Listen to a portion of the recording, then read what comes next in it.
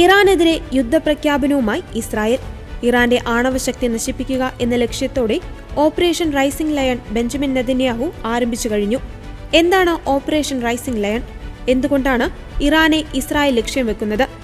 ഇറാന്റെ ആണവ നിർമ്മാണ കേന്ദ്രങ്ങളെയും ശാസ്ത്രജ്ഞരെയും ലക്ഷ്യം വെച്ചുകൊണ്ടുള്ള മിലിറ്ററി ഓപ്പറേഷനാണ് ഓപ്പറേഷൻ റൈസിംഗ് ലയൺ.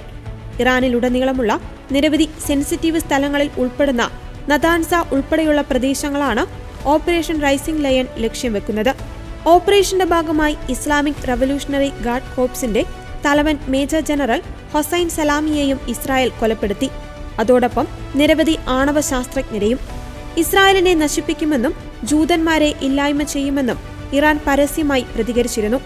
ഇതിനായി ഇറാൻ അണിയറയിൽ ആണവായുധങ്ങൾ നിർമ്മിക്കുകയാണെന്ന അറിവ് ലഭിച്ചതോടെയാണ് വലിയൊരു ആക്രമണത്തിനു മുമ്പേ ഇസ്രായേൽ ഇറാന്റെ ആണവശക്തി നശിപ്പിക്കുവാൻ ഇറങ്ങിത്തിരിച്ചത്.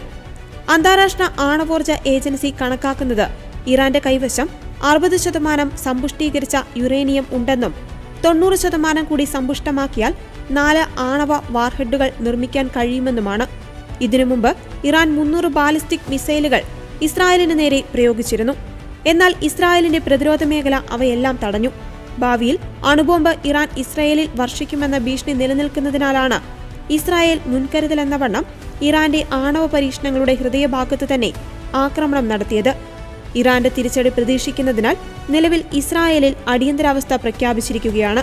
ഒരു ദശാബ്ദം മുമ്പ് നടന്ന സ്നക്സ്നെറ്റ് സൈബർ ആക്രമണത്തിന് ശേഷം ഇറാനിയൻ ആണവ അടിസ്ഥാന സൗകര്യങ്ങൾക്കെതിരായ ഏറ്റവും നേരിട്ടുള്ള ഇസ്രായേൽ ആക്രമണമാണിത്. ഇറാന്റെ ആണവ വാസ്തുവിദ്യയിലെ ഏറ്റവും പ്രധാനപ്പെട്ട സ്ഥലമായി നതാൻസ് തുടരുമ്പോൾ ഇറാന്റെ തെക്കുഭാഗത്തുള്ള കോം നഗരത്തിൽ സ്ഥിതി ചെയ്യുന്ന ഫോർഡോയും ഇസ്രായേലിന്റെ നിരീക്ഷണത്തിൽ തന്നെയാണ്. 2009 അമേരിക്ക, ബ്രിട്ടൻ, ഫ്രാൻസ് എന്നിവർ ഈ പ്രദേശത്തെക്കുറിച്ചുള്ള രഹസ്യ വിവരങ്ങൾ ഇസ്രായേലിന് കൈമാറിയിരുന്നു.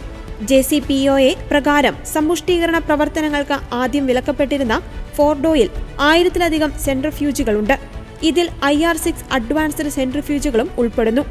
അവയിൽ ചിലത് യുറേനിയം 60% പരിശുദ്ധിയിലേക്ക് സമ്പുഷ്ടമാക്കുന്നുവെന്ന് US അന്താരാഷ്ട്ര മാധ്യമങ്ങൾ റിപ്പോർട്ട് ചെയ്തിട്ടുണ്ട്.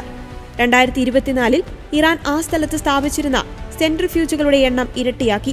ഇതോടെ ആയുധ ഗ്രേഡ് സമ്പുഷ്ടീകരണ നിലവാരത്തിലേക്ക് വേഗത്തിൽ ഉയരുവാനുള്ള ശേഷിയും വർദ്ധിച്ചു.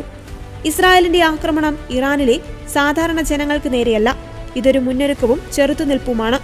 ഭാവിയിൽ ഇസ്രായേൽ നേരിടാൻ പോകുന്ന ഏറ്റവും വലിയ ഭീഷണിക്ക് മുമ്പെയുള്ള ഇസ്രായേൽ ജനതയുടെ പ്രതിരോധം.